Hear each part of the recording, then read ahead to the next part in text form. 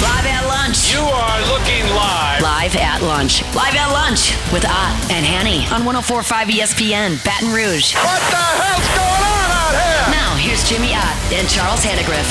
For some reason or another, you sound a little taller on radio. Is it live? Is it live? Is it live? From Chris's Specialty Foods on Highland across from Fino's, 104.5 ESPN Baton Rouge. Welcome to Live at Lunch. Charles Hannegriff, Jimmy Ott, Max Gotro. Jordan Kinchin's back in the studio. Troy Macker with us here in about 30 minutes. And glad to have you with us on a nice-looking Monday here in Baton Rouge. The PGA Championship over the weekend, the end of SEC baseball in the regular season. Tournament starts tomorrow. NBA getting to the conference finals, and Pelicans have a new coach. So good morning, guys. How are you? Morning. This news just came through about 10 minutes ago, so let's go ahead and start here with the New Orleans Pelicans set to hire former Orlando Magic coach Jamal Mosley. Mosley coached in Orlando for 5 seasons. He took over a team that was quite bad and built them back up. They went from 22 wins in his first season to 47 wins in his third season. That's last place in the division to first place in the division. They won 47, 41, and 45 games the last 3 years. That's 2 division titles in the Southeast and 1 second place.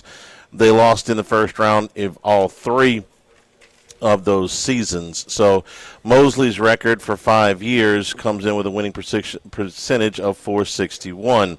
His playoff winning percentage of .368. As recently as yesterday, it looked like this was trending towards Darvin Ham. Rajon Rondo's name stayed in the mix for a while, but ultimately they decided to go with Mosley, 47 years old, who has also spent time on staffs with Dallas, Denver, and Cleveland. Any thoughts? Well, first of all, he just got fired. Yeah. Okay. But in the NBA, that's not retreads are not uncommon at all. Well, no, that's not what I was going to say. In the NBA, quality coaches can get fired all the time because your star player doesn't like you, he gets tired of you. I mean, so. But as I reminded you several times, you didn't know at the time, but Orlando had a higher win total entering this season than the Detroit Pistons. Their win total before the season started was 51.5. They fell. They won 45. 6.5 games below your win total is considerable.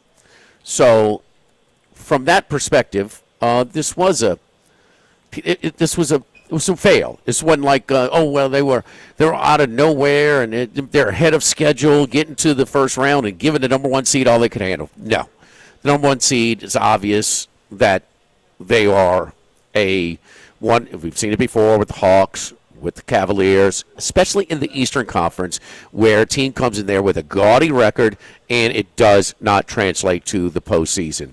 So Mosley did a poor job this year, and this is what you got. But on the other hand, of 30 teams in the NBA, where does the Pelicans' job rank?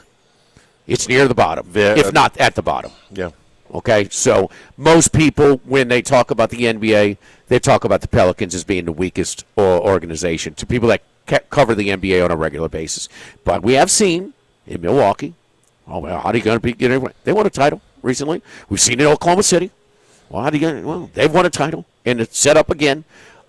So it's not like you are just buried because you are a smaller market. They are poorly run, and they're a smaller market, and they have very little support. It's not an original team there, and they don't win. So I'm not going to tell you who was a better candidate. I'm telling you the candidates were slim. Mosley got fired from the Orlando Magic, and he gets a 5-year deal.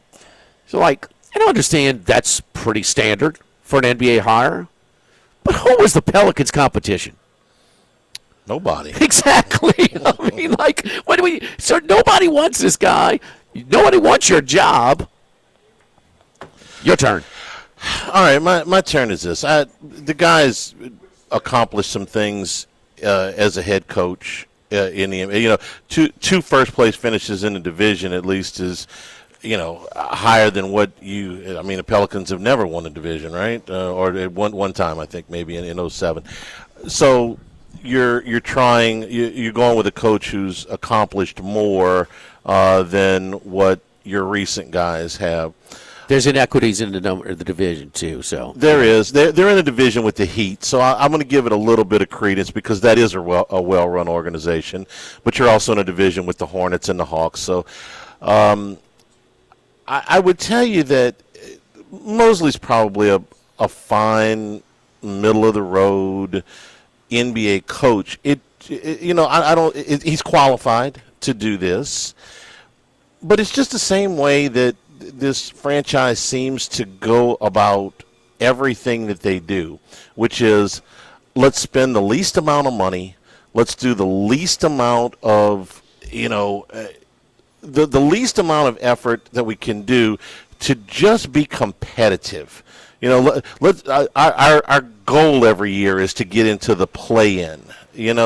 There's no championship aspirations from their actions, not their words. From their action, they're never going to pay. They've never paid the luxury tax, and unless Gail Benson has a change of heart, never will. Okay, they have squandered, in trying to make some win right now moves, some long-term concessions, and none of them have quite worked out. The one I'll always wonder about is Boogie Cousins. Because when Boogie Cousins got there, he was an all-NBA type talent.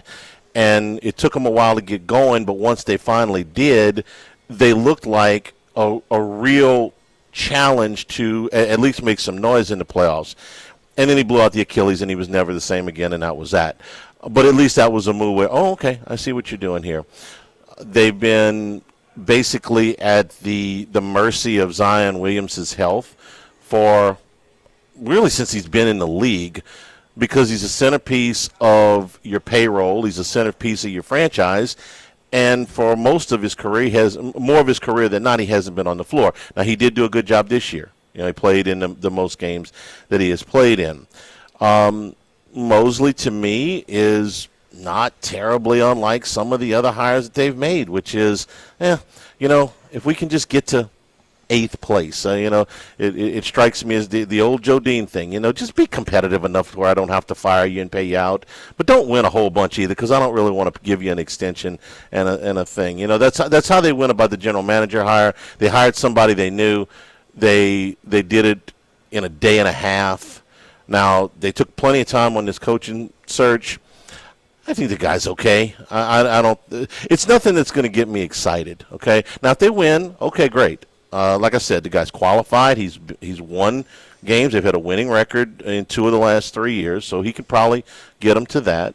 But the whole franchise seems to be run on a just do enough to get by. You say that when they hired the general manager who worked with the Cavs, he was covered by a lot of teams. Yes, that's not that one was not. That's not bargain basement. What about when they brought in? Was it like the player care and performance guy from the Suns, or the strength or the health trainer? Yeah. Okay, that was not a bargain basement deal. Aaron, you mentioned Zion Williamson. There's a team in the league that would have won the lottery that would not have. No, I don't want to take Zion. Okay, well, I mean, part of it. It wasn't all their fault. I mean, it's not their fault that Zion's been hurt much. You're acting like they'd never spent money before. They have. They whiffed. Okay, and Griffith, we thought, but he was not a bust, but he didn't get it done. No, he didn't get it done. They looked like he worked over Los Angeles. Some people say he fleeced the Lakers in the Anthony Davis deal, setting up. But who are those pieces that developed? Very little. I mean, 10 years later, we got a guy, won the 6-man award for the Hawks, and the kid from Virginia Tech. I mean, it's just so. I mean, Dyson Daniels is still shooting 11% from 3-point range, or 18%, whatever it is. He's not to 20. But Jackson Hayes was in that deal. Missed on him. I mean, but a lot of people thought those pieces would develop. So and the thing is, this though is weak. I mean, this is a guy that is fresh and getting fired. I mean, most guys you get fired, you got to let them season for a year. Okay, let's look back and let's fresh out of being fired for the expectations. He fell below expectations. Period. Yeah. Orlando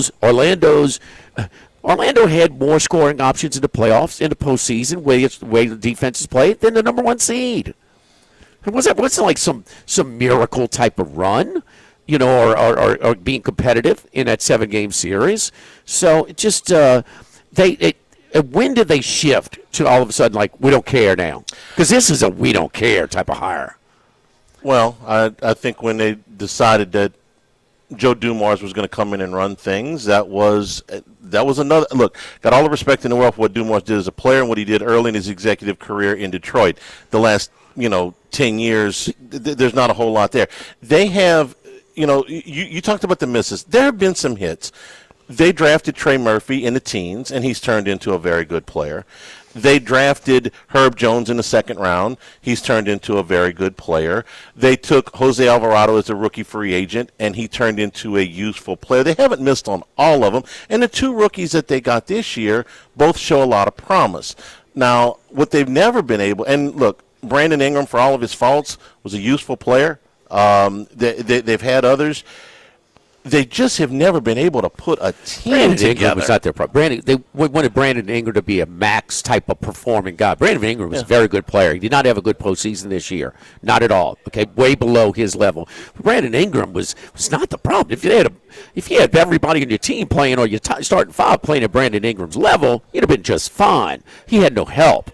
And he's not the guy that's going to carry a team in the playoffs on his back. He's not going to do that. He's a borderline all-star, maybe all-star half the time. I don't know how many times he made it, but kind of on that fringe. He's fine. But the thing about it, Charlie, you talk about Miss Galen, for the first thing she came in, this is her baby.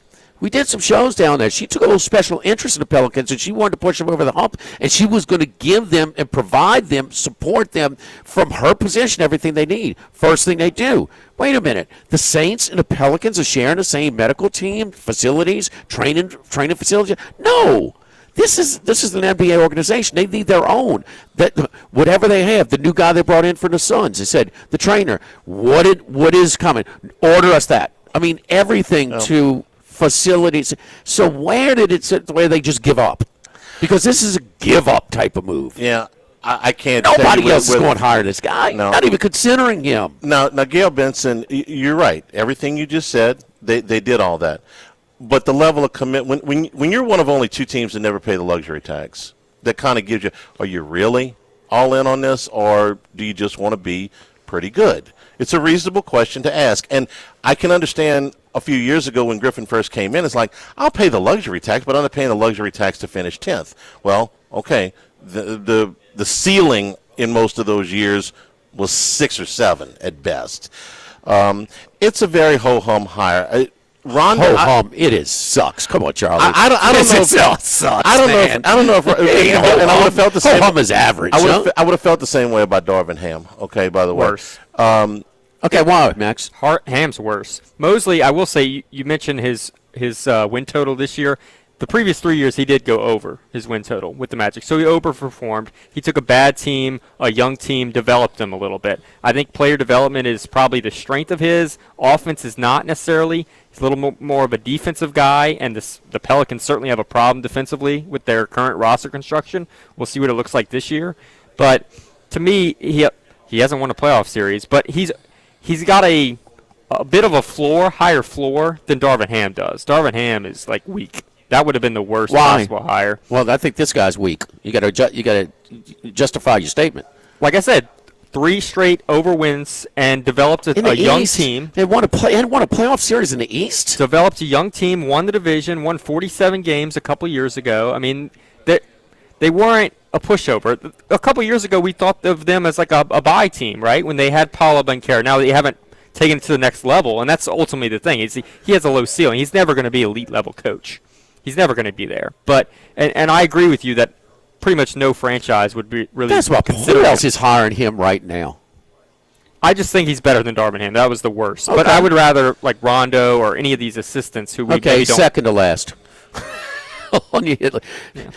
Charlie, they also made a little bit, we talk about the training move, so they hired, how many years ago was it when they hired Kurt Joseph as the director of strength and conditioning? Why I bring that up is because it went from the guy who was one of the more respected guys in the league from the Suns organization to Kurt Joseph. You know where Kurt Joseph came from? A basketball powerhouse. They won their first NCAA tournament game ever a month ago. I'm trying We to talked remember. about him all year. Freddie Hoiberg. Oh, Nebraska. Yeah. Nebraska, yeah. Yeah. Basketball powerhouse. Yeah. I mean, wait, what? This isn't the 90s, and you're going to get the strength and conditioning coach for the football team. So I just don't know where was the pivot where she just kind of, because they say what you want, but if you know Gail Benson's situation, she can't go through. There's no way she can go through all the money. And for a lot of it, there should be more willingness to spend. Did she spend? Did she take people's advice and get the most sought-after people, in different levels, and it just came up craps? I mean, because nobody else is even thinking about hiring this guy right now. Aaron Nelson is the Suns guy you're mentioning. Yeah. He was with the team up until last year, 2025, is when he got let go. They have two big problems, and this is roster problems. It's not. They could have brought Eric Spoelstra in to coach this team. They have two big problems. Number one, they don't have enough three-point shooting. They were 0.7% away from being dead last in the NBA this year in three-point shooting. And the second thing is they do not have the type of rim protection that you need. They're 20th in the league, and I think that number's soft. The biggest problem with the rim protection is they have two players that they've invested heavily in, neither of which are good on the defensive end, in Zion Williamson and Derek Queen. And I don't think those two guys, who they, like I said, have invested heavily in, can play on the floor together and form a cohesive defensive unit. So this league now is about how many threes you can make and how many layups you can make. Well, if you can't make enough threes and you can't defend enough layups and dunks around the rim. In the regular season. Then I don't have any postseason to really go on except for the 4 games at Oklahoma City. But it's completely different. Well, way more mid-range. Okay, and it's worse because your rim protection in more of a half-court physical game in the playoffs is even going to be more exposed. You got some pieces on this team, but you don't have a unit that is conducive to winning a lot of games. Like, I think Trey Murphy's an excellent player. I think he's a guy that you can win with. One of the top guys on Detroit's hit list. Yeah, right now. A lot of people would like to have a 6'10" guy that can, 6'9" guy that can shoot like that. DeJounte Murray, I thought, coming back, showed a lot of heart. Coming back from that Achilles, man, they weren't going anywhere. He could have said, to hell with this. I'm just sitting out the rest of the year, and nobody would have batted an eye. He came back, and he was productive. There's some value there if there's a trade. I don't know about the contract, if that would work. So the roster is flawed no matter who the coach was going to be. But, yeah, this is whatever. Rondo would have at least been interesting to me. It would have been, and he might have fallen on his face. They might have won 20 games with him next year. He's never been a head coach in the NBA before. I don't know, but it would have been something like, okay, well that's. I don't think if you we're trying something taken different. Job. Huh? I don't even know if he would have taken the job. And maybe he turned him down. Who Yeah. knows? We're here at Chris's Specialty Foods on Highland Road, across Grilling from, season, man. Yes, Rufino's. indeed. Grilling season over here at Chris's Specialty Foods on Highland Road, right across the street from Rufino's, man. The steaks, we got them seasoned, or you can get them where they just hand cut over here every day. So tons of. How about the smoked brisket? The Wagyu ground beef is very popular over here. Pork sausage stuffed brisket. We do the meatloaf, veal ossobuco, the ribeye burgers. You name it over here. Tons of different stuff to throw on the grill. Chicken, we got the stuffed chickens with the boudin, the boudin cornbread, the crawfish rice, shrimp and rice, broccoli and rice, bacon wrapped chicken thighs, spinach stuffed chicken breast, seasoned wings, pork tenderloin. We got the bacon wrapped pork chops, tasso, you name it over here. Seasonal stuff. We got the turduckens. We do the shrimp or the boudin stuffed turduckens. And all the sides to go with the grilling stuff, whether it's stuffed potatoes, cream spinach, homemade mac and cheese, green bean casserole, crawfish bread, smothered cabbage, yams, cornbread dressing, soups and gumbos, chicken and sausage gumbo, seafood.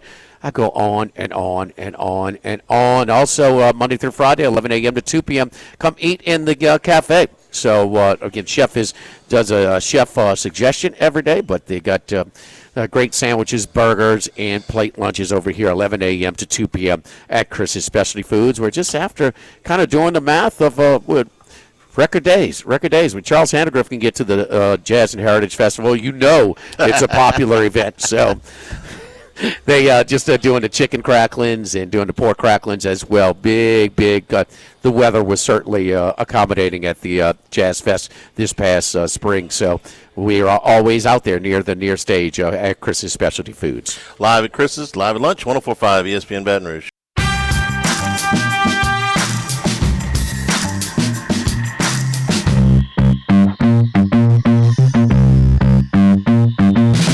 Live at lunch with Ott and Hanny. Live from Chris's Specialty Foods on Highland Road. Remember, you can always get the show on demand, 1045ESPN.com, LouisianaSports.net. And we'll have a new Handycast on YouTube as soon as LSU is done in the SEC tournament. We'll talk about that in a little bit. Just kind of wrap up on the NBA since the Pelicans story kind of broke late. We got a Game 7 yesterday, such as it was. Jimmy, I think that Cade Cunningham had the best synopsis of everybody when he went to the postgame. He said, that game sucked. And, for a guy that certainly did what he could in this series, I mean, he shoot the ball away yesterday, but, that game sucked for him, and it certainly sucked for Detroit, the number one seed, who just got blown out of their own building last night. And you're looking up in the middle of the third quarter, and the place is basically, I don't know, 2/3 empty, 3/4 empty, whatever it was. Yeah, how many buses? 20 buses, something like that. The owner for the Cavs paid for. Yeah. And they went over there. I've made that drive from Cleveland to Detroit, and it's an hour and a half, 2 hours maybe. I mean, it's an easy ride. But how did they get all the tickets? How did you get that many busloads of me?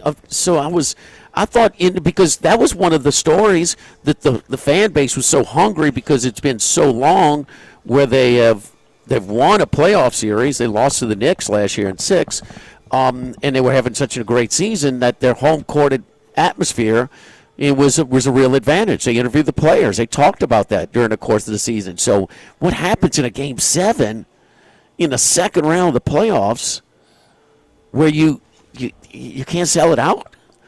Didn't they sell out Game 7 against the Magic? I would guess. I mean, I'm just wondering where they got the tickets. They were down 3. They were down 3-1 in that series. They're still visiting allotment like SEC games or something. I mean, it's just wow. So anyway, they just blasted it from jump. It's the obvious. We've talked about it for a long time. Forget Detroit and their number one seed status. I mean, this is a different game. And a guy like Duren, your all-star, just. He is not the scoring threat he is in regular season, period. He's not. And Cunningham's having to do it. Cunningham did just fine. What more can he do in some of the games? He did not have a good Game 7 last night. But, sometimes they forget him, too. Like, he's kind of waving for the ball, kind of in semi-transition. That's not a guy you should really forget. No, everything needs to go through him. He shares the ball. I mean, he is an elite combo guard. I mean, at 6'9", he can score in the mid-range. He can sag on it. He can knock down the three-pointer. He can distribute. You have to put it in his hands first, and they didn't. And just there's not a whole lot of scoring options. Now, the two twins, the Thompsons from the Rockets and the Pistons, they need to go shag balls for each other the entire summer. Neither one of them they're Ben Simmons light right now. Minus the attitude. I think their attitude is good. But as far as working on the weakness of their game, which is shooting, they are so bad that they dare them to shoot. And they can't come close to it. They're early still, but they have to try and, lottery picks who can't shoot at all. You got to do better than that. So the first thing that came to my mind, and I turned this thing off right after half, was – is this going to be the exact same thing that we saw after the first round We saw Philadelphia in a nose-to-nose, toes-to-toes series with the Celtics, and the Knicks blowing out the Hawks and waiting on them for, almost a week. And now you see this series that went a full 7 games. No, Game 7 wasn't close, but this was a competitive series. This was a hard series. The Knicks have been sitting there with their feet propped up for a week. Maybe they're rusty, I don't know, but I do know that when Philadelphia had to limp in there 2 days after going all out to beat the Celtics, they got blown out, and it didn't get better from there. I think Cleveland's better than Philadelphia, but way better. But I don't know that coming out of this series they are going to. I think they'll put up a better fight than the Sixers did. I mean, my goodness, the Knicks blew them out in 4, but I don't know that they are going to get this to a Game 6 or a Game 7. This looks like the Knicks. This looks like the Knicks series, and it's the odds makers had the Knicks, and I think it's just because of home court advantage, about $1.75 over the Pistons and like $3. I don't know what it's updated today. Maybe it's tempered a little bit, but over the Cavaliers, to win this series, to advance, to advance to the finals. The other difference is that Detroit, they had nothing to shake up their roster. Cleveland did shake up their roster, and so they acquired Harden, and the odds makers love that. Their point spread value, their odds to win the division, to win everything shot up. They also picked up a real pro and a guy with a lot of playoff season, and that's Dennis Schroeder. And he was a nice piece that they have. So I thought Garland, the kid from Vanderbilt who never played, but I thought he was, he's going to play a lot longer than Harden, and we'll see. We'll see. But the immediate of it is kind of got Cleveland over the hump here. It did, because Harden got criticized a lot. We talk about more turnovers and field goals made in 30 different playoff games. But in Game 4, he made a bunch of key shots down the stretch. Game 3 as well. And so you never know what you're getting from game to game. But when he is on, he does provide another one. And then Donovan Mitchell has been a great postseason player. You look at the postseason, his statistics. I mean, he had some great games with the Jazz. And now he is here again with the Cavaliers. He just couldn't do it all himself because he takes such a beating. I mean, how many times does he get knocked down to the floor on his drives? I mean, a lot. So he needed a little help, and Harden provides that. So they got a puncher's chance. Something about the Knicks, are we going to go crazy over knocking out the Hawks and Sixers? They look pretty good doing it. They did. They look great doing it. No, but where's the middle ground? No, the caliber competition, you can't look much better. Yeah. But they went 6 against the Hawks. And then the caliber competition is not good. The East is weak. 265 is what the Knicks are, minus 265. Because they tempered down a little bit from the original $3. 210, which, by the way, is the identical odds in the West. The Thunder are 265 and the Spurs are plus 210. And if you like, you can take the Thunder against the Field at minus 177. The Field is plus 145 coming back. I'm not sure I'll be interested in that, but just for information. San Antonio's got way. I don't know. I just don't know what to think of the Knicks still. San Antonio had their number in the regular season. Oh, there's no doubt. No, the matchup, So, the matchup in the regular season. Spurs are better, now yep. it's a postseason. They're going to take their chances. Take their turns. Bodying up on Wemby. That. I mean, that's obvious. There's no other way to attack him. You can't.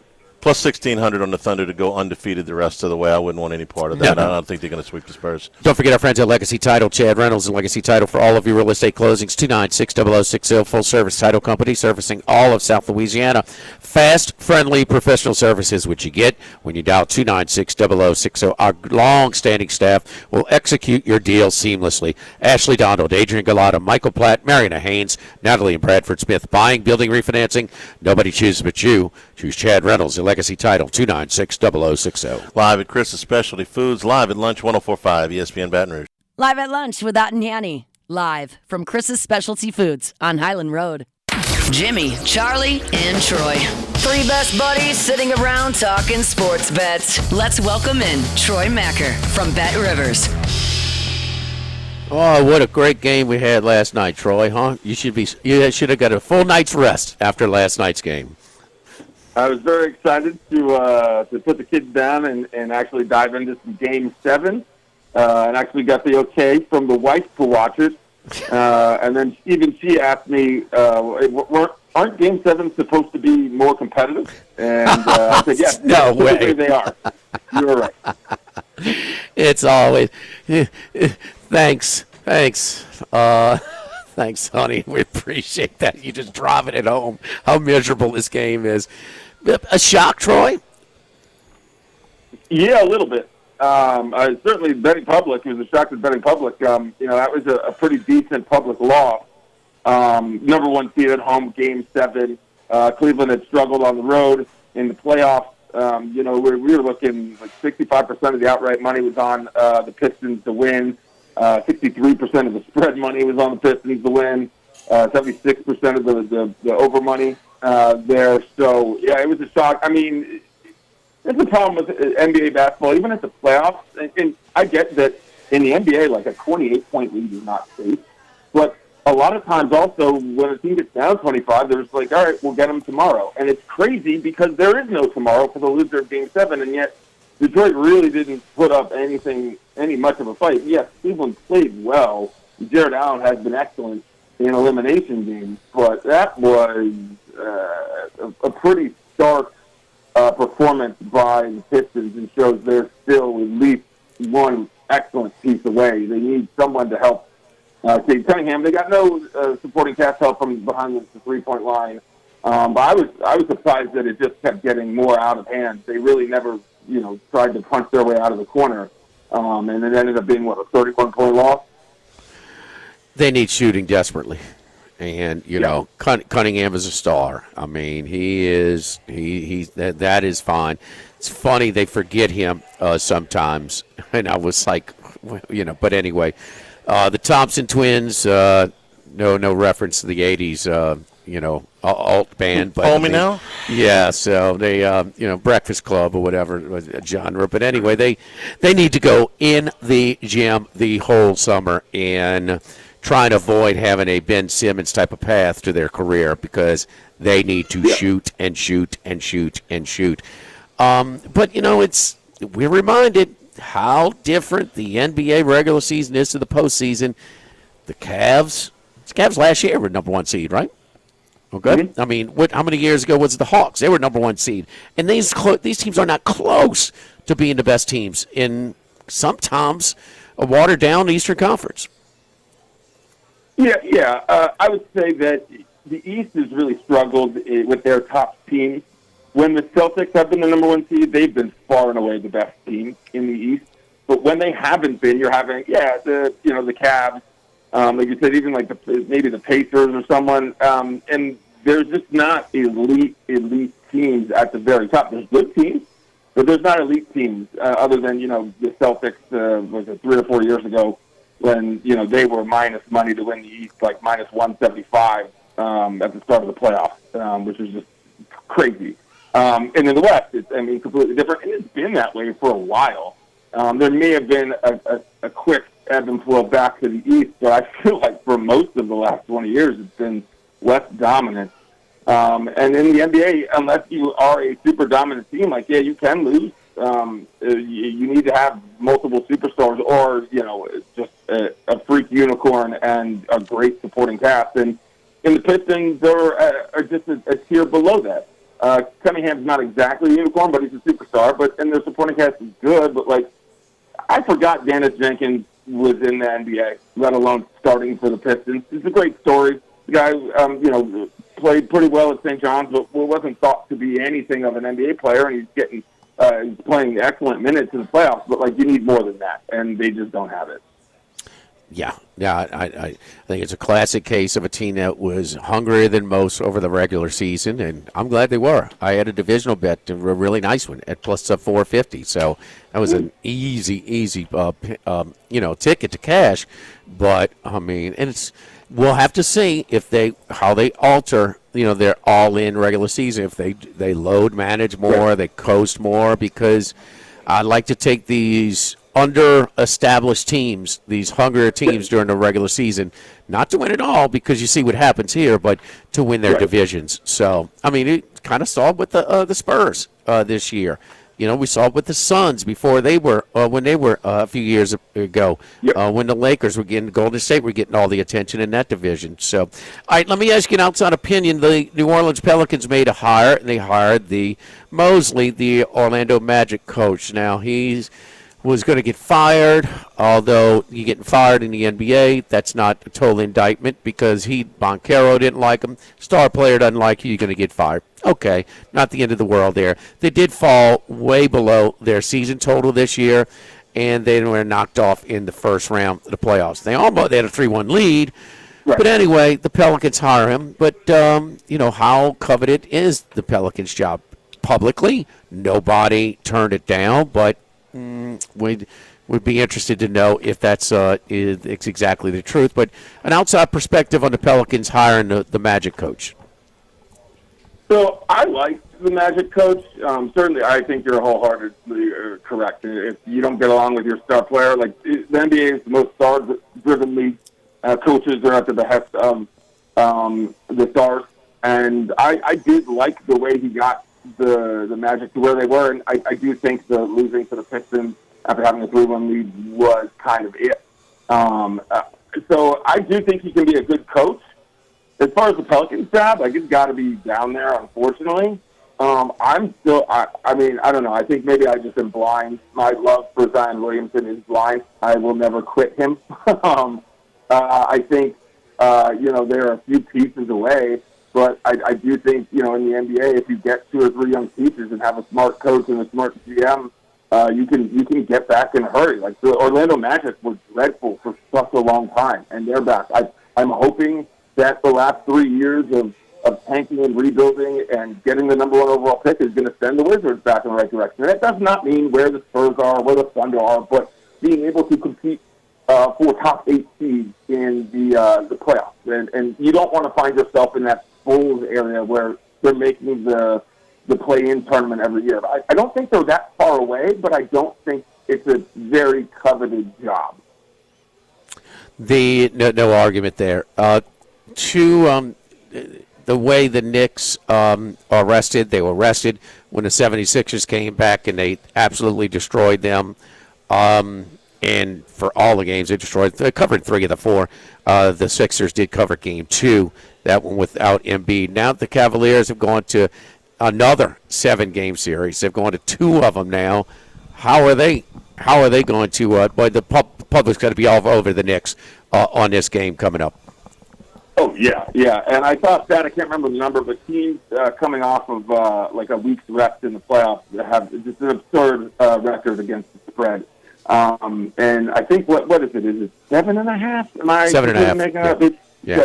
It's now at 7, but 7.5.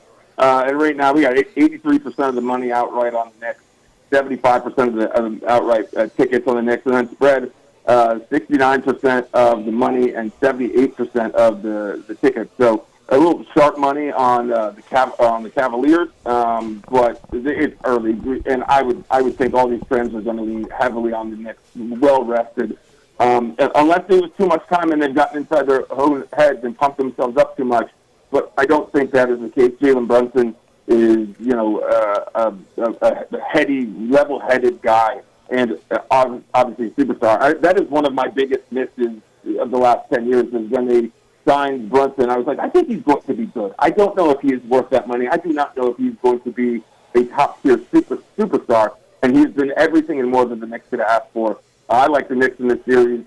I want the Knicks to do well in this series because if we get the Knicks in the finals, like that, regardless of who they play, that is the draw at this point that the NBA wants.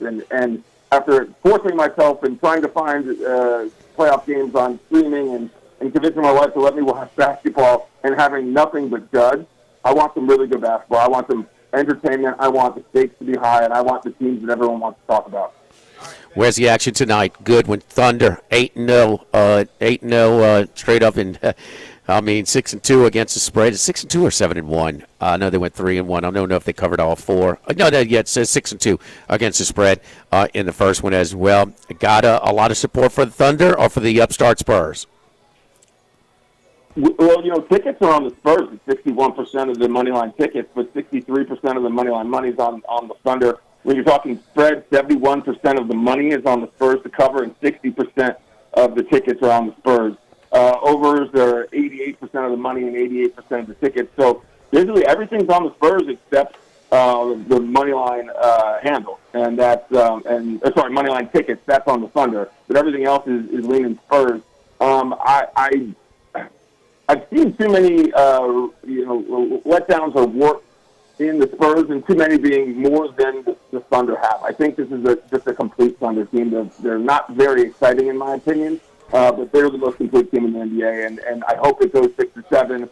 I hope Wemby has a 50-20 game or something like that. But I think in the long run, this will be the Thunder in the finals.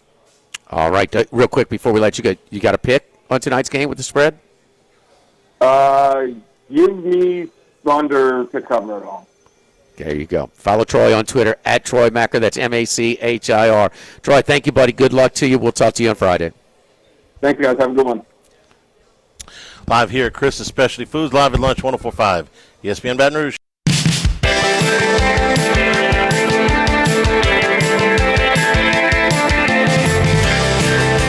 at lunch with Ott and Hanny, live from Chris's Specialty Foods on Highland Road. Back here, Chris is live at lunch. LSU softball with a 3-game sweep through the regional round to move into the Super Regionals. Had a pretty easy time of it. They run-ruled Akron in the first game on Friday. Then they run-ruled Virginia Tech in the game on Saturday, which was surprising because Virginia Tech came in as one of the higher-rated number 2 seeds in the tournament. They were ranked, if you want to put anything into the rankings, ahead of LSU. They were 46-10 on the regular season. They were ranked 14th. So when LSU went in there and blanked them on Saturday in the marble game, that was I didn't expect that it would be that easy for them. And then Virginia Tech barely got out of the elimination game. They were down 6-1 going to the 7th inning and got 6 runs. Don't you think, to beat LSU twice, you got to use down the line pitching? You're trying to win a tournament, not win the game. Yeah, but they had only scored 1 run against Akron in 6 innings. I thought they no, that part of it, but they probably would have. The other thing about the marble game, the Saturday game, they ruled them. And how many shots did Virginia Tech catch in the outfield at the wall? Yeah, we were watching the game. Yeah, it was unbelievable. And then the other thing is, no matter what you're doing, but 3 complete games from 3 different pitchers. Yeah, that's good. And Alex Franklin made the catch of the weekend, going over the fence to rob one. Virginia Tech hit over 100 homers this season and didn't hit any in the regional. So that's the good news. The good news is that you blew through this regional. You win by a combined score of 23-2, and you move on to the next round. Bad news is you got to go to number 1 seed, Alabama, who's lost 7 games the whole season. So that's you're going to be a massive underdog in these games. 6 o'clock on Friday and 2 o'clock on Saturday, and then they would TBA on Sunday if they get that far. But good run this weekend for LSU softball. They'll move on to the Super Regional round. Hour number 2 straight ahead. Here we are at Chris's Specialty Foods on Highland Road across from Rufino's, 104.5 ESPN Baton Rouge.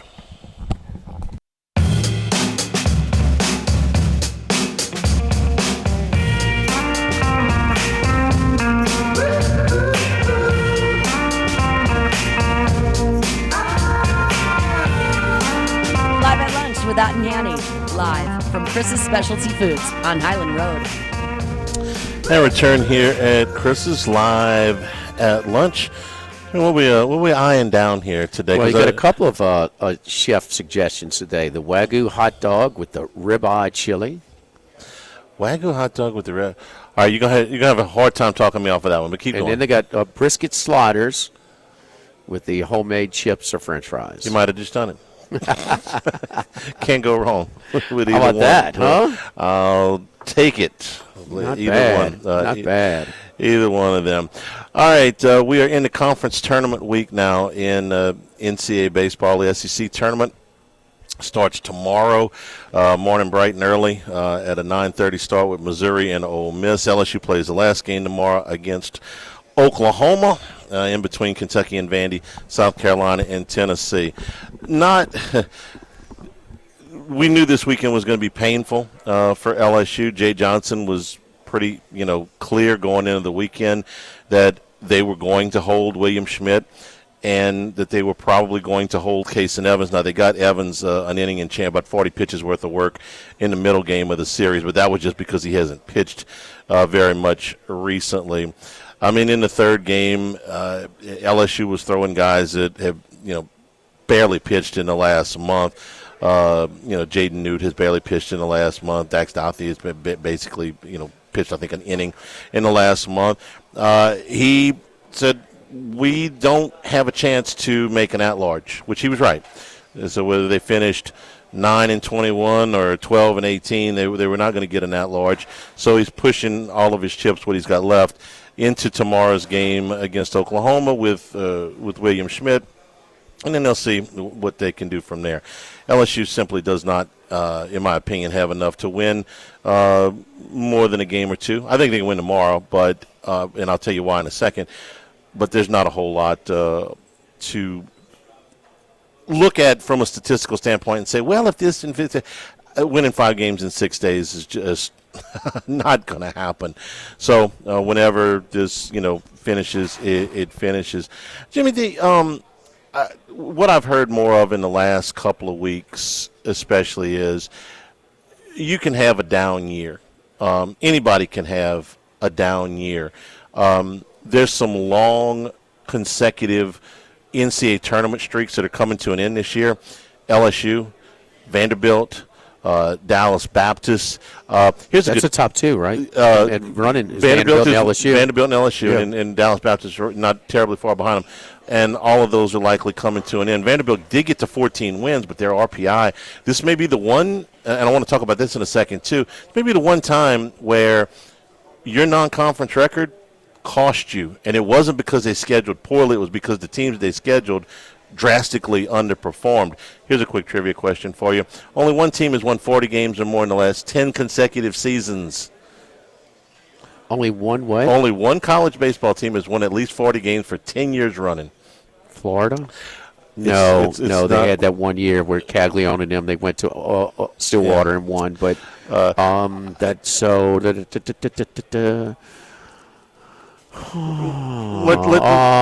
this year. Including this year. Yeah. It can't be an SEC school, right? It is not an SEC school. Okay, so that's what. Yeah, that's the thing. But it's somebody you're familiar with. Clemson? No. Reasonable guess, but no. SOU. THERN. Southern Miss. Another 40. Is that right? Yeah. See, only team. That is a hell of a statement, an accomplishment, considering I don't know many more athletic departments during this whole geographical alignment and things like that shifting that has suffered. Is it that? I mean, they were a top 10 team in football. They consistently beat SEC teams. They beat in football. They beat SEC teams way more than SEC teams beat them. Considerably. Ole Miss and Mississippi State could not compete with them. And it's just flipped because they weren't going to add a third team from Mississippi in the SEC. So they don't have a major metropolitan area like a lot of the American schools do, although they got in there. So they're a tweener. They're just, and they're certainly they're not coveted because the market, the television market of Hattiesburg is so coveted. So it's just it's been sad, but that baseball program has really, really proven, and they are right on the verge of a national seed. Going into the tournament play. We talked about it last week with Alabama and A&M. I watched the D1 guys late last night in their podcast, and they got both of them. They did enough to get in to win 2 out of 3. The A&M Mississippi State series was wild, huh? In College Station. Yes. and so No. So they're knocking on the door. They're just outside, maybe like a 9 or 10 right now. So the reason I want to talk about Vanderbilt is we have held these truths to be self-evident for a long time. You win 14 games in the SEC, you're going to the tournament. Vanderbilt has won 14 games in the conference this year, and unless they put on a hellacious run in the tournament in Hoover, they're not going. And here's why. Because now that you're at 16 teams, the bottom of your league is probably going to be pretty bad. With the weighted and the weighted schedule. The weighted schedule. I mean, because when you have 15 other teams, I mean, you're only playing 10 of the 15. I mean, you can have a weighted schedule for the better or for the worse. And some of these teams that at the bottom, they're way. The 3 games against South Carolina, Q4 games. 3 games against LSU, Q3 games. The only reason Missouri, and you caught 3 of the bottom teams in the league, the only reason Missouri wasn't a Q3 was because they happened to play them on the road. And then this happened to Vanderbilt, and I know you were critical of the non-conference schedule, and I understand why. I don't know that Vanderbilt ended up with a non-conference strength of schedule in the 240s. Okay, but was it really their fault? Okay, they scheduled Arizona, usually a pretty good baseball program, 181. Indiana, 119. Texas Tech, 120. UC Irvine, 127. You got series with these teams? No, some of these were in single games, but which ones are the series? South Carolina, LSU, and Missouri were the 3 that boat anchored them. That's what I'm saying. Oh, the 3 worst in the league. There's your weighted schedule. You can't do it if you got the 3 bottom teams in a 16 league. As 3 series with them. I mean, that's almost 30% of you. You played 3 games at Globe Life, but one of them was against Texas Tech, who's in the 120s. Texas Tech is usually better. They're usually way better than that. And you played 3 games in Las Vegas against, tell me this doesn't sound good on paper, UC Irvine, Arizona, and Oregon. Well, UC Irvine was 127, and Arizona was terrible this year at 19-34. Another big league where somebody's got to be bad, right? Somebody's got to lose these games. So the non-conference schedule, despite looking like these are reasonable teams, didn't get there. And then you caught that boat anchor at the bottom of the league. It's something to think about going to next year. You're like, 14 wins and you're in, absolutely. I don't know if that's going to be the case. The biggest takeaway, though, Max, Charlie didn't touch on it. It's an analogy to Liv. We found a breaking point on Liv's money, a monetary commitment, right? Financial commitment. Sure. We found a breaking point of Cody Kimball, his commitment. He ain't giving it to the baseball team. Football finds salt. He's Double Eagle has its limits. Big softball guy. The Saudis have their limits. Big softball guy. He's a big everything guy, but baseball, obviously. Yeah, and they, like you said, they were very good. You can miss some money. LSU proved it. You can have money and miss. Might have just missed. Is that the segue into? Charlie, nobody saw this happening, though. No, and that's I'm circling back around to that. Is you can have a down year. A down year is 13-17. A down year is 10th place in the league, or 9th place in the league, and get into a regional somewhere where you got to travel. They should never be this bad with this kind of financial commitment. They should never be this bad. Yeah, you had some injuries. Yeah, you caught a couple of pieces of bad luck, but you should never be this bad. We all agree that there's nobody you would pick ahead of Jay Johnson to run the program. No, I wouldn't. Not right now. This is still won 2 in 4 years. Been here 4 years, got 2 national championships. He's his own self-critic.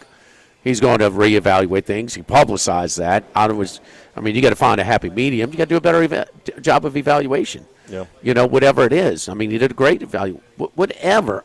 But more balance. Maybe guys coming through within the system and add you supplement through the transfer portal. Whatever it is, you miss.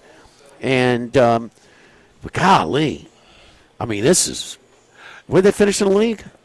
14th. In front of Missouri and South Carolina. Florida was hitting so many home runs. The games were so uncompetitive. They weren't even excited. Right. They were like it was the basic. It was, instead of being at the box like my buddy Gabe Bach brought his travel ball team into here to play for the weekend from College Station. Yeah. They're the Aggies. They brought them in here the weekend of the A&M LSU, and they thought, well, man, Alec Box. Well, when you lose, the box ain't quite the same, you know? And it was like Florida hitting home runs or LSU hitting home runs against, the Valparaiso Tech. It sounded like a fall ball game. You ever been to a fall ball game down there? But there's 800 people in the stands, and it's golf clapping because it's whatever. It's a fall ball game. That's what it sounded like at times this weekend. A fall ball game. Gone yard is always a big deal. Yeah. And it was just like almost like they were a little bit didn't want to overdo it because like the opponent they were against, it was unbelievably uncompetitive. No question. And we kind of knew that going in. Johnson set up his pitching and that was the right thing to do. It's the only card you have left to play is to try to get in the SEC tournament and hope for a series, not just a miracle, a series of miracles. So you kind of knew that that was going to be the case. So tomorrow night they get Oklahoma, and Oklahoma, who's in the tournament, but I think has largely been overrated most of the season. Jimmy, I think you're going to get a Friday versus Friday guy tomorrow night. You're going to get William Schmidt for LSU, who's been their Friday guy since Evans went down, and you're going to get L.J. Mercurius for Oklahoma, I think, who was their Friday night guy up until about 2 weeks ago and just had gotten shelled in most of those games. But both of these guys pitched well against the other one. Schmidt pitched 4 innings of 1-run baseball against Oklahoma. Mercurius threw 5 1/3 of 2-run baseball against LSU. So you got a reasonable matchup. I don't know if this tomorrow. is the best setting for Schmitty, though, because he misses so many bats. You want to be more of a pitch-to-contact pitcher in this park. We talked about it last year, the unders in this, it's like 13-2, 12-2-1, something like that to the under. Mm-hmm. I mean, the park plays how many? Wait, who's this guy? He got a shutout through 6. How many of these out of nowhere pitching performances because the park plays so much bigger than the average park in the SEC. And Mercurius walks fewer guys than Schmidt does, but does give up more hits. So that kind of favors Oklahoma if you talk specifically about that. I know one thing. He's going to have a long leash. He's going to throw 100 pitches tomorrow. How far that gets him, I don't know, but he's going to get to throw 100 pitches tomorrow night. Schmidt? Yeah.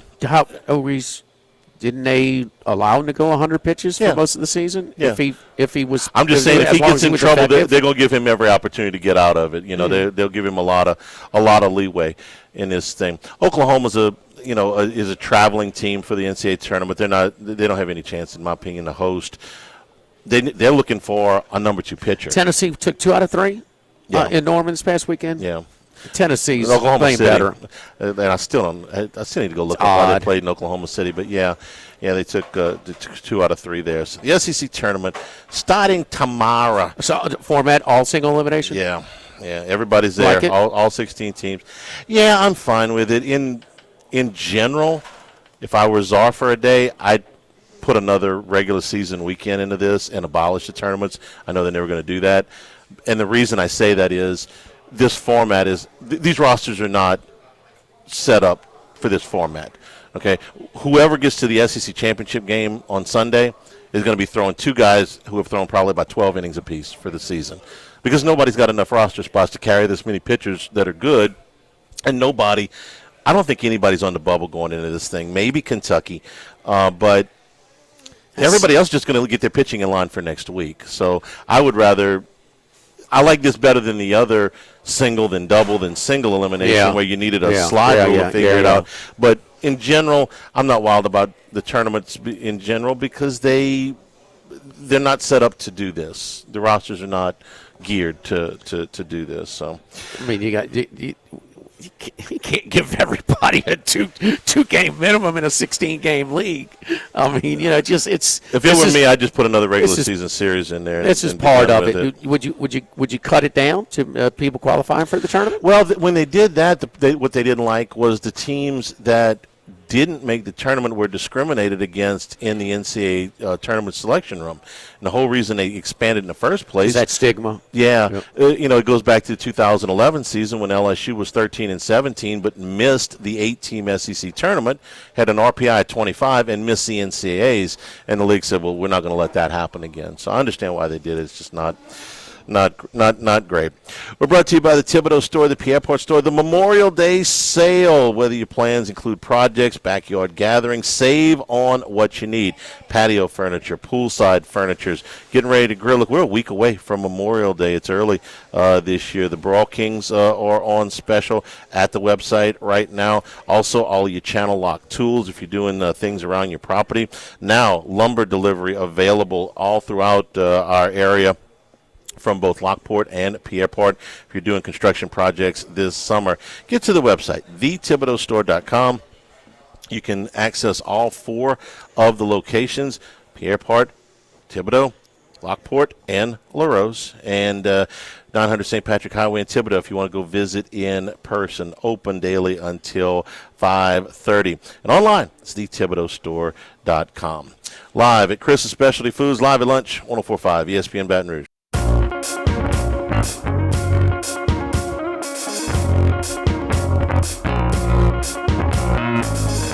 Live at lunch with Ott and Yanni. Live from Chris's Specialty Foods on Highland Road. And return here at Chris's Live at lunch.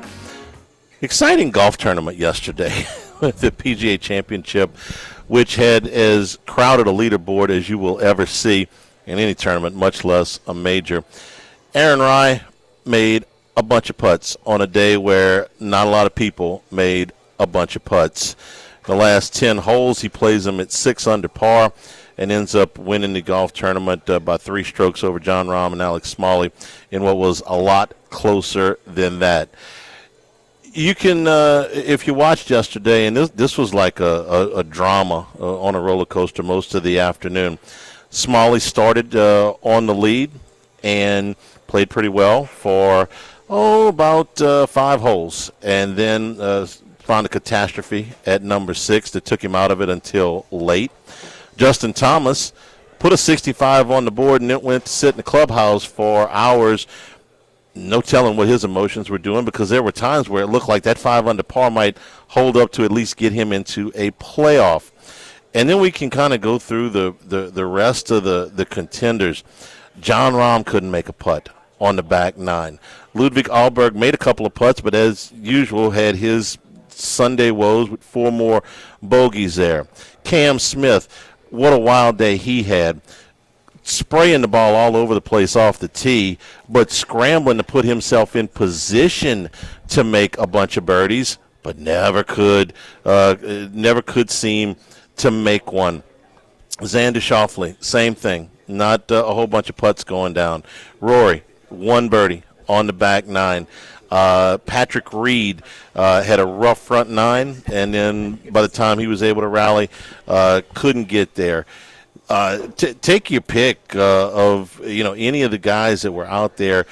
There were not a whole bunch of putts going down yesterday afternoon, except for Rai, who put on a unbelievable spectacle. Eagle at 9, 68-yard putt at 16 for the shot of the tournament.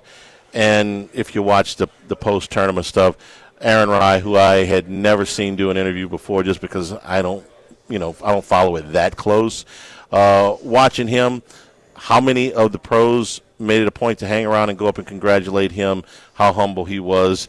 The iron covers story was fantastic. If you missed that one, he talked about how his family was not very well off, but his dad saved up to buy him a really nice set of golf clubs, and he put head covers on the irons because he wanted to take care of them. And he still does that, even though he's now a major champion. So I enjoyed the golf. I didn't cash a ticket, but I enjoyed the golf yesterday. It was compelling. No, I mean this is part of the thing where the PGA lacks an identity. So this tournament was kind of weird. Like, it was set up a bit like a U.S. Open at a golf course that everyone was surprised by, including the players, most of the players, on just how hard it played. but so much of it was setup related. And this was why the Ryder Cup, it matters how you set up the golf course. You can definitely impact a tournament based on how the course is set up. When you talk about setting up pin placements. Pin placements, but also how you grow the rough out. How do you design how the golf course is watered and prepared leading up to the tournament, which is a little bit of a challenge geographically with the PGA being placed in this one. And I thought that, hey man, shouldn't the rough be penal? It should. I'm sorry, but it was patchy even because it's still a little early in their growing season. They're not able to fully grow in the rough. I thought where they are in Pennsylvania, I thought they did a lot better than that course was in way better condition than it could have been. Oh yeah, they did a great job with the weather challenge there. Before Wednesday, we're talking saying, are there going to be a lot of low scores? A lot of people thought so. There's not a lot of hazards in this course, and so then they protect it with the pin placements, and everybody's complaining it's too tough. Yeah. So this is I agree with you. Your first statement. The no identity deal. What is it supposed to be? Okay, they don't like it. All the people up north, are starting to cry about it when they moved it here because they're not in golf mode because they haven't played a ton just yet. In May, okay, August, yeah. All right. The other thing is though, you 5 weeks later than the Masters. When the former placement, you were 3 weeks after the Open. So don't tell me that. But to put, is there 3 of the 4 weeks in between an elevated event? 3 of the tournaments? Back-to-back. That's a lot. Yes. Yeah. Space out that a little bit more. Well, yeah, that's on the PGA Tour. And Aaron Rai, by the way, did not qualify for a signature event, which is a whole different discussion. The PGA Tour's got to separate. He's not that bad of a player to not be in a signature event. They just have smaller fields in those. And so he was in Myrtle Beach, actually, last week and came top 5, the alternate field event. But, look, what they do need to promote is that they, of any major, have the most top 100 players. They had 97 of them. No. Do something. It's almost like the PGA. The PGA is going to get beat up. No matter what the hell they do. They use that most competitive feeling. They golf. Say they use that line They a lot. say that all the time. Look, I don't know if it helps, the but they real use identity it seemost to have had is Kerry Haig, who sets up the golf course. He's like the tournament director. He is big on keeping these fields close together, and this was egregious. This was an outlier in terms of how close the tournament was for 63 holes until Aaron Rai pulled away late. Just how competitive and tight the leaderboard. It was hard for the TV to keep up with everybody who was in the mix, and rightfully so, yeah. because they got 30 guys. That's a bad thing? No, it's not. But that's what the PGAs have always done. They've separated less than most tournaments, and that's the way you set up the golf course. The problem is the current state of the game. With the equipment, with these players hitting it as far as they do, as straight as they do, you have to trick out the golf course to keep scores low. And that's what he did. He put all these pins on top of crowns, on top of shells and spines of the greens, which made putting so hard, which made all these 3-footers miss, which made only Aaron Rai kind of excel the entire week. He was a great putter this week, 5th in putting. But honestly, the whole leaderboard, the top 9, I'll cut it off at 9 because there's a bunch of ties at 10, but all those guys finished in the top 15 in putting. So it was a putting contest this week. That's what it was. But that's what it had to be to protect par in some capacity because they just hit it too far and too straight. The biggest problem, Jimmy, and the reason why you heard some complaints is that the great shots, the aggressive shots at the pin weren't even rewarded this week. It was so hard to get anything close because they had to trick out the course. So when you put them on sponge and you put them on top of shelves, it forces you to be more disciplined. So you had to be disciplined and just play for 20-footers, which takes the excitement of like a great shot away a little bit. But this is what you have to do in the current state of the game. They need to change the game, in my opinion. But in the current game, this is the only way to make it a little bit more compelling. Saturday they made the pin placements way more. And you saw better scoring. Until the wind came. Exactly, and the wind was a big factor in this. The other thing is it was super firm. That first half to the second half on Saturday was a completely different course. They got a week or so of dry conditions, which does not happen in this part of the world very often at this time in May. So it was very surprising that it was as firm as it was. It was hard to hold fairways. The amount of times where you'd hit one side of the fairway, it'd roll through the other side into the rough, where the rough was a bit of a penalty this week. But it was a putting contest for the most part this week. It's very surprising that Aaron Rai would win a putting contest. He is notoriously, that's the weakest part of his game, is putting. But for what it's worth, his other PGA Tour victory did come on Donald Ross greens. Donald Ross course. It was the Wyndham Championship late a couple years ago. And so maybe that's something he specializes in, these kind of weird, quirky greens that Donald Ross has. But it was compelling for a while until it wasn't at the very end. So you say with 9 holes left, or say, well, let's, I don't know, about 30 golfers you said were in contention? Well, with mid fourth round? Mid fourth round, it was probably down to about 12, 10 or 12. When did we have like 30? When we like to start the day. To start the day. To start the day, there were. Where was Aaron Rye on your 30? 31? Yeah. I mean, so the major with no identity pulls in the guy with the least identity. And that's that's the history. We talked about how there are outliers who win this tournament. Guess what he did? Guess what he did, though? One thing you cannot deny. We talk about, man, did this guy win or did so many just lose it? The Masters. Did Rory win this thing? And just say, man, one guy after the next just falling off and falling off and falling off. Aaron Rye shot 5 under on the back 9.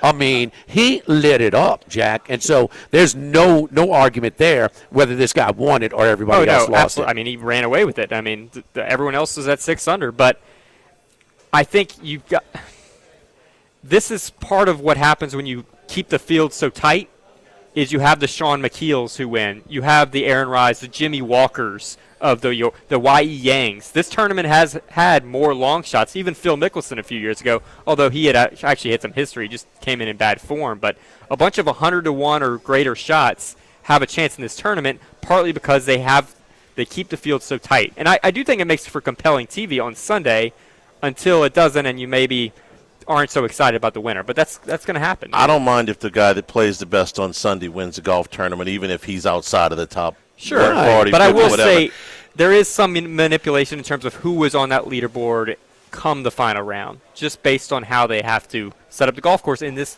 day and age of professional golf. And he made some spectacular shots. Maybe they weren't spectacular approach shots, but the eagle at 9 and the 68-foot bomb at 16 – you can show those over and over again. Yeah, I mean, those are great golf shots. The putt on 17 is a little fluky. The approach into 16, the par 5, was incredible, where he had a real chance at eagle to really pull away. He was number 1 in approach this week, so he was deserving in that capacity. It wasn't like he just caught a hot putter. Hey, Charlie, you were talking about. You said 16. You meant 17. The 68-foot is 17. Excuse me. Yeah, and that was a dagger.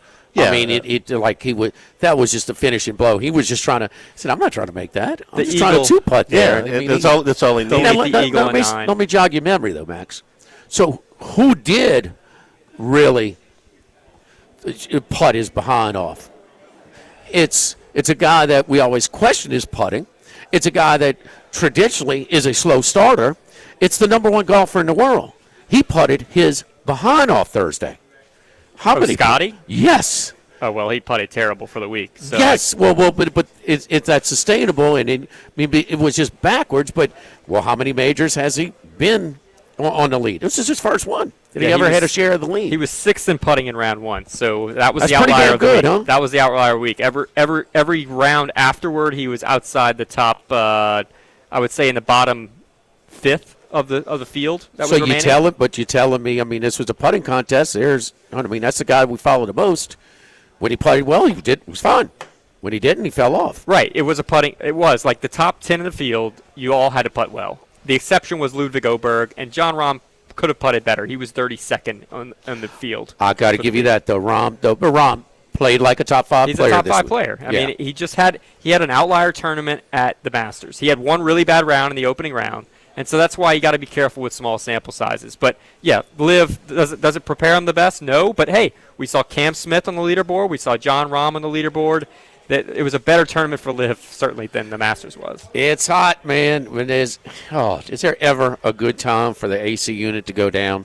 I mean, you are in desperate mode at that point. So you got to call our friends at Total Maintenance as soon as you see that thing really struggling, or maybe even signs that it may need cleaning, may need to check, may need to get it's not performing at its optimum. Because if it's not working at its best right now, it's only going to get tougher. 480-1000 Total Maintenance. They're one of South Louisiana's oldest and largest AC and heating companies since 1980. My buddy Lucas Ragusa has put together a great team.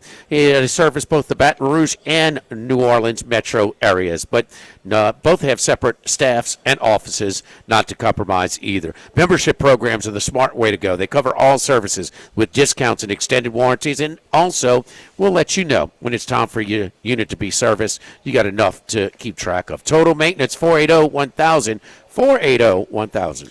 Live at Chris's Specialty Foods, Highland Road, across from Rufino's, 104.5 ESPN Baton Rouge.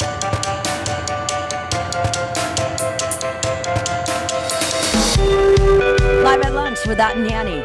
Live from Chris's Specialty Foods on Highland Road. And we're also brought to you by Louisiana Health and Injury Centers, helping you deal with pain. Dr. Michael Goff and his staff going to pinpoint those problem areas. If you've got back pain, you've got muscle soreness, you've got things that are keeping you from getting around real good or maybe costing you a good night's sleep, let them help you out. Done a great job for our family over the years. So whether they get you to a program or stretches and exercises that'll get you loosened up, or you need a dry needle or electric nerve stimulation, cryo or ultrasound therapy, they can help you out. Louisiana Health and Injury Centers, Airline Highway, Plank Road, Jefferson Highway near Drusilla. Napoleon Solo won the Preakness on Saturday.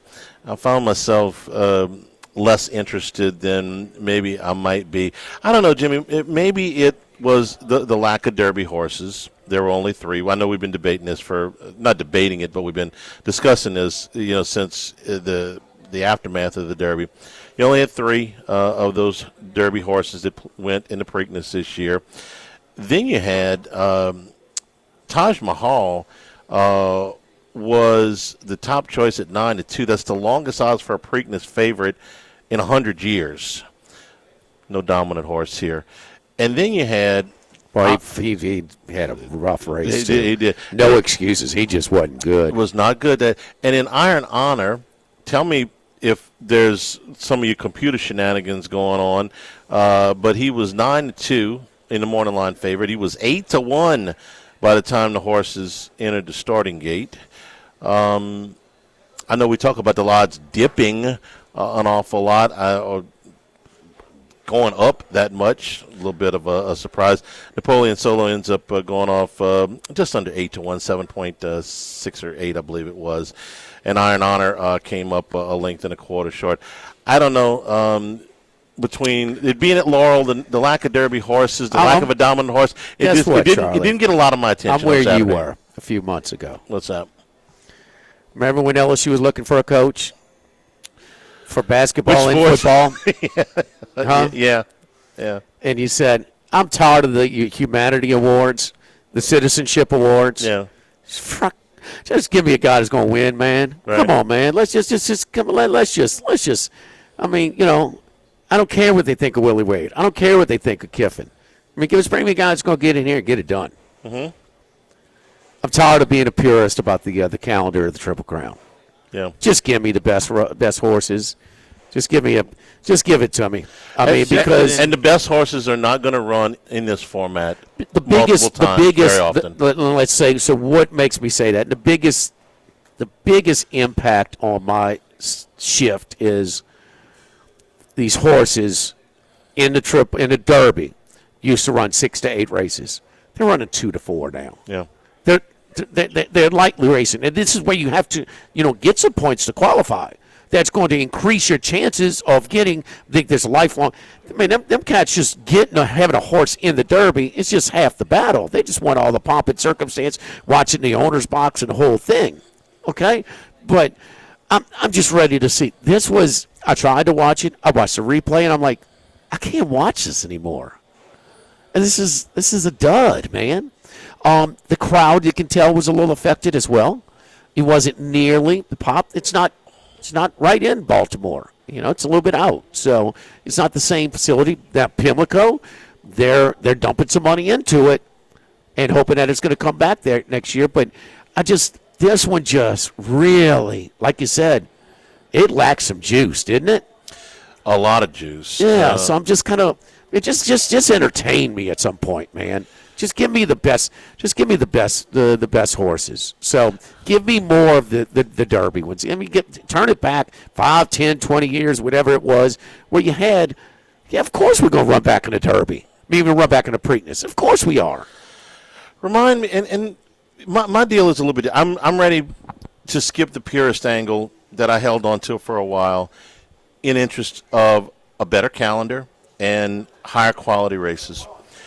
The biggest reason I am is the trainers are now telling you that they know more about training these horses than they did when this format was put together. A lot more. I mean, it's been over 50 years. And they're telling you that it is not in the best interest of these horses to run this schedule. They're not going to put. Remind me the horse. I was trying to think of its name. I thought it was Slugo, but it wasn't. In the 80s, won the Derby, and skipped the Preakness for either the Travers or the the Peter Travers Pan. is later. So. Or the Peter Pan. Peter Pan. It was the Peter Pan. Yeah. Okay. And it was because the Peter Pan had gone up there and just put a whole bunch of money, and they were trying to make a mark. They were trying to get a foothold in there. And so that was one not rogue trainer, but one trainer who said, you know what? Screw tradition, I'll take the money. We'll go run into Peter Pan. This isn't that. This is pretty much every trainer across the board telling you, I don't want to put my horses under this kind of schedule. So we do the Black-Eyed Susan Day. We do the Oaks Day. Belmont, okay. It's a Friday, Saturday kind of event, you know. What is the best 2 days in racing? The best event? The Breeders' Cup. It's not close. Yeah. It doesn't come close to the ratings of the Kentucky Derby. It's not close. No. It's basically 20% of the viewership. It happens to fall in football season. Yeah. Okay? But not NFL Day. College. It's where it is. They're probably not going to move it, and it's stuck. But they really, now listen, horse racing has a long list of things they have failed at and have done poorly. And they just got to try. They got to max out the Triple Crown if they're going to try and continue to build. There's so many people. There's so many crowds. The Derby just attracts people. It's kind of a great time of the year to get people to come in for one day and show a little interest or one race. And so, but you got to try and sustain that and max out the next two legs. And I understand if but it was always, man. Well, let's see if the Derby winner can win. You know, you always just to have nothing. And this, it lacks so much juice, man. They're having to renovate the facilities. Okay, that's a part of it, but not to the viewer. Would you move the Breeders' Cup if it were your choice? I wish. I love the Breeders' Cup, but I love college football more. Where are you moving it? That's the real problem. Is where do you move it? I would. You would probably move it to kind of like Travers, the Travers. August. Yeah. You out of football season. Okay, I'm sorry. Well, maybe now. Yeah, absolutely out of football season. Maybe now that makes more sense because you don't have.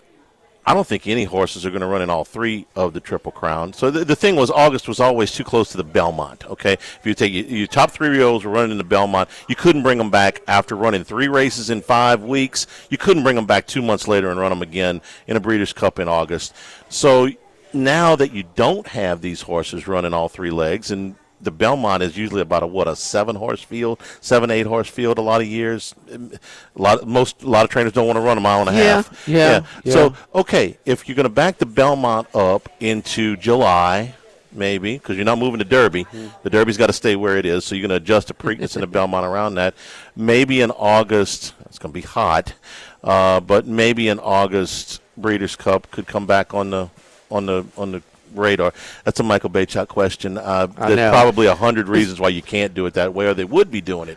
I'm sure they know football. Breeders' Cup is more international now. They don't really care about American football. Okay, I mean, really don't. I'm just sorry. No, the training is, but you're right. But it's always held here. The networks that televise it to the money, the ratings, and all that, they care. Yeah, so. you get it's like 20% of what you get. It's not even close, and it's so much better. So that's a flaw. There's a lot of people in bigger markets. We know about this that don't even care about college football. We got to. I don't understand that, but I acknowledge that it. Don't. I guess recognize it into what it is. Yeah. At this point. No, there's people all throughout this country that love hockey season, love playoff hockey, and we're like, well, down here. Most people can't tell you who's playing right now. The biggest supporters of SEC football these days, 18-year-olds up north. The applications are out. out of sight. Or out of sight. Some of those numbers for SEC schools. Out of sight, Jack. College hasn't had such a boost in their application since Animal House came out. What SEC athletic department is not crying for more money for the player payroll? They're 16 for 16 on that. Well, there's your more out of state. Yeah. Out of state tuition. So live here at Chris's Specialty Foods, live at lunch, 104.5 ESPN Baton Rouge.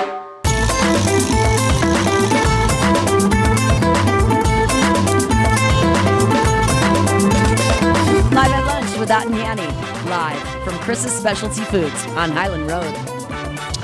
All right, coming down the stretch here, live at lunch. Give me game one, Western Conference Finals. Spurs and the Thunder tonight, 7:30 is your tip time. Oklahoma City is 6.5. It's $1 million question. You know what we saw in the regular season, does that transfer to the postseason? Because the matchup in the regular season, San Antonio provides a lot of problems for Oklahoma City, a lot.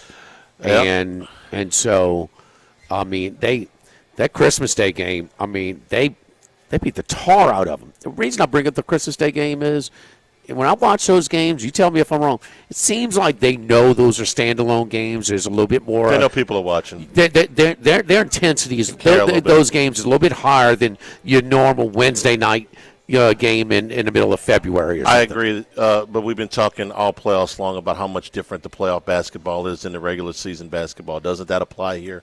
That whatever happened with these two teams in the regular season, it's going to be a different type of game tonight. Yeah.